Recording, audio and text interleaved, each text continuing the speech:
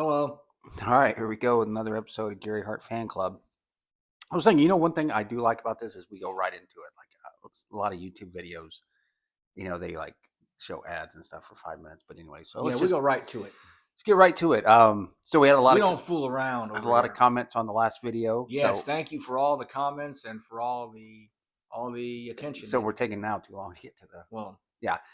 So over the next couple weeks, we're gonna answer all of them. So here we go.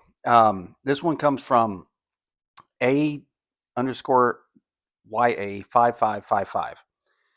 So it says, talking about the Blade Runners, they would have been huge in World Class Championship Wrestling too, in my opinion, had they stayed the Blade Runners and later split up. mhm. But Sacco does not work as a name. Totally agree with him.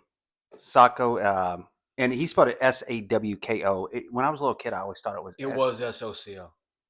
SOCO. And so no SOKO soccer. Because Dad was looking like something like Yeah. Batman, Robin, Pal, Sock, Bam type 1950s. Did Dad come up with that name? Yeah. He did. Yeah, Dingo and Soccer. So those sound like exciting names. Because we at that point in time when Ding came in and Sting was supposed to come in behind him, uh, we needed some color and we needed some excitement. And Mm-hmm. those two guys would have definitely, Yeah. they were Yeah. just going to be like the Baby Road Warriors, pretty much. And I kind of think too that if Sting would have been here, him and Dad would have had a different relationship Their in relationship would have been WCW. totally different than Yeah. what it was because Sting was a very nice, respectful guy. It's just that him and Dad they just met each other at the wrong time. And I don't when Dad was initially talking to Ding to bring them in here. I don't know how much he talked with Sting because I've heard Sting tell the story that Dad had gotten a hold of Ding when he had called Bill Watts, the great Bill Watts, to try to get them to come in here. That Dad was mainly talking just to Dingo. Yeah. And who knows what Dingo might have told Dad about Sting? Who knows? But had Sting come in with him, the relationship Dad and Sting had would have been completely different. Yeah. But make no mistake about it, Dad was as impressed with Sting as he was anyone that he ever worked with his entire career. Yeah, and the Blade Runners against the Von Erichs, against Carrie and Kevin, that'd been cool. I don't know. Carrie was laid up at the Mm. time, and they were both tremendously green. But they would have been like another type of road warrior. They were going to add color and flash Yeah. and personality because those two guys look like action figures, Yeah. and they would have been it would have been very very good for us to have both of them here because we needed. I mean, things we're getting. Bruce and Abdullah, that's great, but how much of that can you watch? I mean, Yeah. this was becoming like a Black Sabbath record here. You either really liked it or it was like just too much for you. There's like Yeah. not a lot of color. Yeah. I wonder who their best opponents would have been here. So Matt write Bourne us and and let Buzz us. Sawyer. Okay. There really wasn't a lot of guys around at that point in time Yeah. because the crew was not what it had been 6 months before. So if you want, write us back and let us know who would you have booked them with. Yeah, do some booking. Okay. Next one, Anthony Love, 1364. Hey guys, appreciate the stories of your great father. Mm-hmm. As a fan with you being the Sons, Mm-hmm. in your opinion, what was your dad's relationship with Fritz and each Von Erich individually, and Don Jardine stories? Also, love the book, any Abdullah the Butcher stories. Okay, so We could do 5 different videos on each of those. yeah, so maybe we can like do a couple on this one. Mm-hmm. So as a fan being son, what was your dad's relationship with Fritz? So let's start with that one. Complicated. I think in a lot of ways, Fritz looked at Dad as. And I'm not going to go as far as to say brothers. That's a little bit strong, but Fritz kind of looked at Dad in a lot of ways like if you just do what I would tell you, things would be a lot easier. But at the same time, Okay. Dad's relationship was standoffish enough with him because that's the reason that Fritz always trusted Dad because Dad wouldn't just tell Fritz what he wanted to hear like you have Vince McMahon where everybody tells him what he wants to hear. Not back then when you had the real great guys like Gorilla, Arnold, Fred, guys who would say, "Hey kid, back this off." But when you get in line with people like that, they'll tell you whatever you want to hear just because you're you. But Fritz even pulled Dad off to the side one day and said, Scooter, that's what he used to call my dad, Scooter. That would have, really killed business had that got out. He told Dad one time, he goes, Scooter, you're the only one who doesn't tell me what I want to hear. And Dad goes, well, would you trust me if I didn't? Oh, you said I kind of thought Dad looked at Fritz as like as a father figure. Mm-mm. Because Dad didn't have a father. Well, he did, No, but he. no, it was more of a. It was confrontational at times. Basically, if like I've referenced this before, if you've ever watched the classic Magnum PI television show with Jonathan Hillerman as Higgins and Tom Selleck as Thomas Magnum, there was heat there, but it was a mutual respect there. I mean, they were polar opposites, but the thing they had in common really was their love of the wrestling business. But Fritz always knew that Dad knew what to do and would let him do that. And he knew that Dad, because Dad wasn't one of those kind of guys that was going to tell you what you wanted to hear. I mean, he was like Ole and Bill Watts and other guys that don't ask them what they think unless you really want to know what they think, because most of the time what they're going to tell you is going to be the truth, and you might not like it. Yeah. But there was no hatred between the two of them. No, that never existed. Uh, there were bad parts of the relationship, but there was never an "I hate you." There was points like "I'm upset with you right now," but never anything like that. They had an admiration and a respect for each other. I think it was. This is my opinion. I think Dad looked at him as like a father figure, or wanted him to be like a father figure to him. No, it's okay. No, I just think Dad didn't have. He grew up without a. His dad wasn't around. And I know Fritz wasn't that much older than Dad, but he was an authority. I really think that I think he wanted that maybe from Fritz, and I think he rebelled kind of like a kid against his dad. Um, and you can shake your head all you want. No, I'm oh saying, and I can no. just tell by the way Dad interacted with him. Like he let Fritz do things to him, like, and he sold Fritz like he didn't sell other people. Like Fritz would grab him, and Dad would act like he's And then scared. Dad Dad did the didn't. same thing when the Flair would grab him. Dad would do nothing. Well, I mean, I'm just saying, like, Dad would sell it. Like, he would be like afraid of Fritz, or like Fritz told him at Texas Stadium when he was getting his head Maybe he shaved, felt he could get by with more if he he was let him like, do "Sit that. down" or something like that. And that's what I think. I don't know. I know he was. I know they weren't that much apart in age, and I don't think he looked at the it, Von it, Erich. it could have been like maybe uncle cousin type thing, but I don't think I wouldn't go that far. They were very very good for one another. All right. So then, what was your dad's relationship with each of the Von Erichs individually? So, He was very very close with all of them. Carrie, I think, is the one that he felt. And well, it's hard to say if he felt closer to Carrie, Kevin, or David, because Kevin was the one that really started it. I mean, he mhm. knew them from the time they were little kids. I think. I know he was the first one. Like this was before it was like common knowledge. Like I remember just as a little kid, him saying David was the brains. Like David could Yeah, have ran the of business. course he could David, have. Because any of yeah, that cool stuff that you saw going on when Dad wasn't here with the Freebirds, that was probably from the mind of David Von Erich. David was more of a. I think the one that he had the softest spot for though was Carrie, yeah, and then it's hard. Well, Carrie for certain reasons, David for certain reasons, Kevin's for, and then he also was close with Mike and Chris, but they were so much younger yeah. than the other three. Each to say what he it was like it was more like an uncle nephew type relationship. He just had a So deep it love was for all of uncle them. nephew with Fritz and the kids. No, No, I'm it just was kidding. with Fritz. I was trying to make my It point. was more of a. Uh, that's I was joking. that's an odd one right there. But it was a very successful. But he loved all three of them. They were like his like nephews. That's the way he looked at them because he knew them since that time they were kids. They used to tell him, Uncle Gary, when we grow up, we're going to wrestle you, aren't we? Dad goes, that's the plan. And he's Sorry, did like, I upset you? no, Okay. no. I'm still trying to get over the fact that they didn't like the name Socko. I thought that was cool. Yeah, Not as cool as Sacco kind Sting of. because like Dana Carvey would say Sting. That's present tense.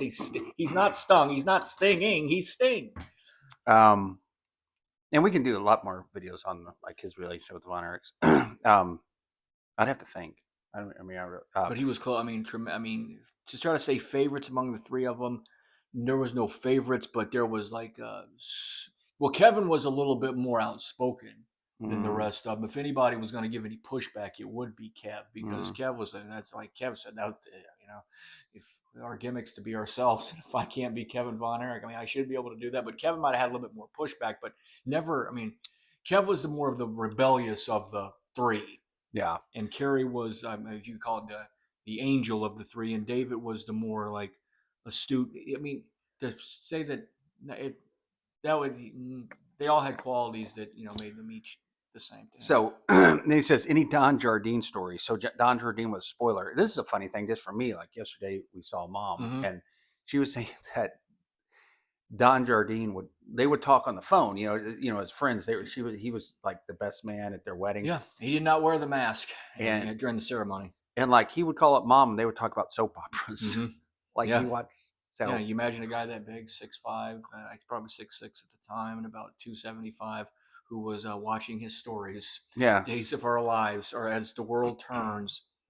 So you got a quick Don Jardine story for He had whatever? that dog Pie Face that used to love to grab a hold of my leg. Yeah, I remember Used to that. go over to the house in Louisville or Lake Dallas, and he had this dog. He was you ever seen the not the Mighty Dog, but what's the one? It's the dog food. There's a picture of this. The white dog. It's a white dog. It's like it looks like a schnauzer, but it's not. He would grab my leg and just would. I don't know why he would do that. I thought he was attacking me. I didn't realize what he was doing.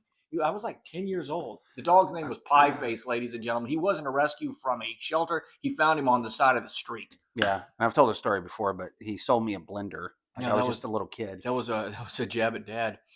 Yeah, yeah. Anyways, I Yeah, saw a blender in his garage. I was like, "Hey, I wanted it," and he's like, "I'll sell it to you." sell it to you. So okay, so we can come back to that. We can Yeah, do a lot more of that. Good question. Thank you. This is Michael Rubin dash E8G. Did your dad really like Sting? I guess he's saying, did your dad like?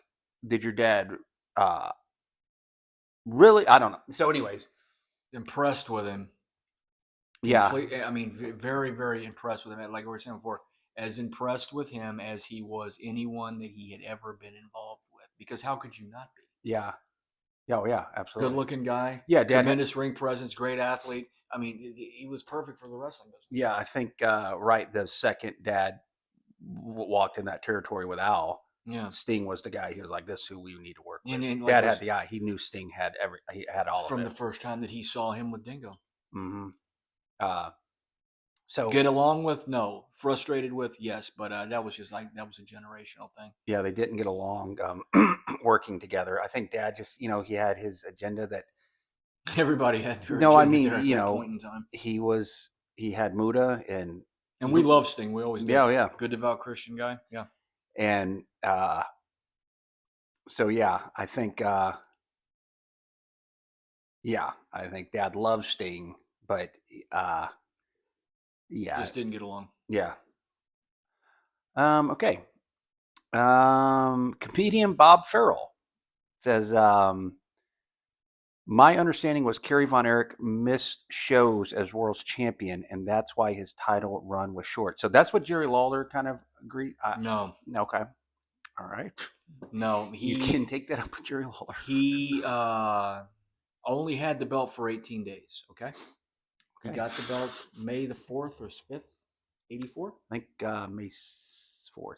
The first week was Texas Stadium. The very next night, he defended against Bam Bam. We ran a week here. Yes, sir. 1 week. Then after that, he went to Florida, and I think he might have worked with Ricky again, and I think he might have worked with Ron Bass 3 or 4 times. Mm-hmm. Then he was back to Japan. So how many states could you no-show in 3 weeks, in 18 days? So the answer to that question is no, but because of prior things, and I'm not discrediting Jerry Lawler, but I think what he's referring to is Jerry saying Kerry's reliability. There might have been problems with Carrie no showing prior to getting the belt. Maybe when he had the belt, maybe he showed up late to a few towns, but he only worked here, Florida, and then Japan. Mm-hmm. So as far as the no show, no, that did not happen. Okay. Good question. Thanks Very for the good question. But and also we need to dispel some of the stuff that Carrie Von Erich was just a fool that didn't show up. No, even when that did become an issue, no, it really was never as bad. I mean, you try being working 2 shots every day, you know. I Mm-hmm. mean, but should he? I don't think they should have ever. I don't think they should have pulled the belt off of him as fast as they did. But that's what they decided to do. But did he no show those? I mean, it was 18 days. No. Oh, I mean, he's just asking. Oh, I'm not hostile with him, but I'm hostile at some of these WWE people who have turned it into the fact that Kerry was reliable as a 1983 Datsun. I mean, I'm not a Datsun's a fine car, but like it's just too much. We feel we gotta knock Fritz and Jim Crockett and Vern Guy and every other promoter so we can get points with the McMahons. I ain't down with it.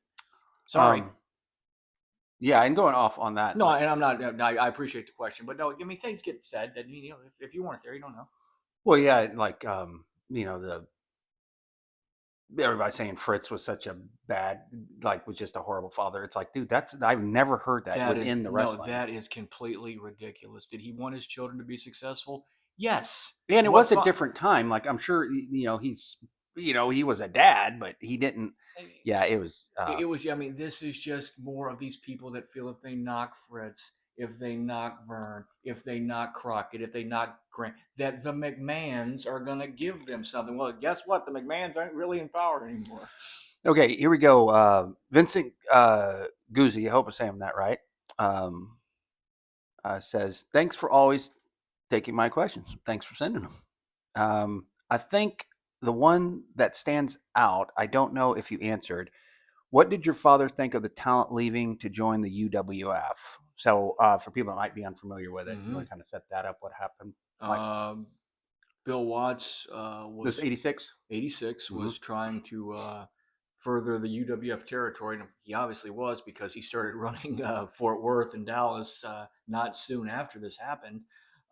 Ken Mantell was the booker at the time, and he absconded with most of the guys, with the exception of Bruiser Brody, the Von Erichs, and Rick Rude and Percy Pringle, and took most everybody with him. Uh, it kind of opened the door for Dad to come back because Ken was no longer here. So you would say, so he said, what did Dad think of that? So Dad would have liked that, maybe? Well, it would basically. Fritz was afraid, didn't trust Ken.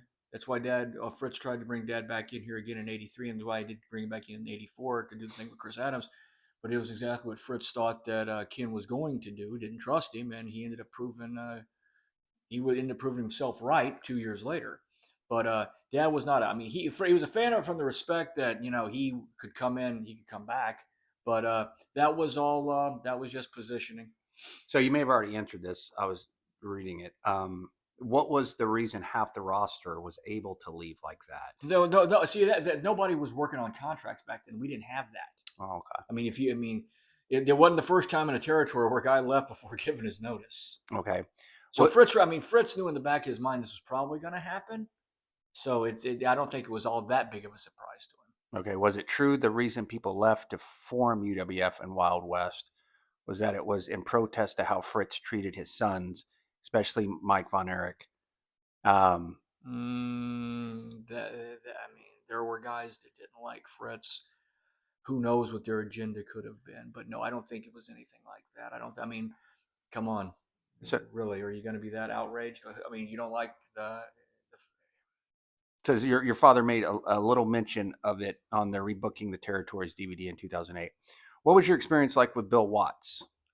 Positive. I had never met or talked to Bill until the day after we lost Dad, and I talked to him twice for about 45 minutes. Wrestling never came up once, and then I saw him, met him for the first time in person in Charlotte about a year after that, and then I had another conversation with him about getting baptized, and I said, well, I don't really think it's kind of odd to do it in front of all those people. It's kind of a personal thing. And he said to me, well, hold on. Do you think everyone at the Jordan River knew each other? I said, no. He goes, there you go. It's a final act of obedience. So my whole interaction with Bill Watts, my conversation with him, I love him. He's been a positive impact in my life, and also in Dad's too, because about a year before Dad died, he led Dad through the sinner's prayer. And because remember when Dad died, he talked about this. He goes, don't worry about your father. Your Mm, father's fine. I was So just thinking about, yeah. Bill Watts, a great man. All right, got any questions? Send them on to us. And I did get baptized like 2 weeks later.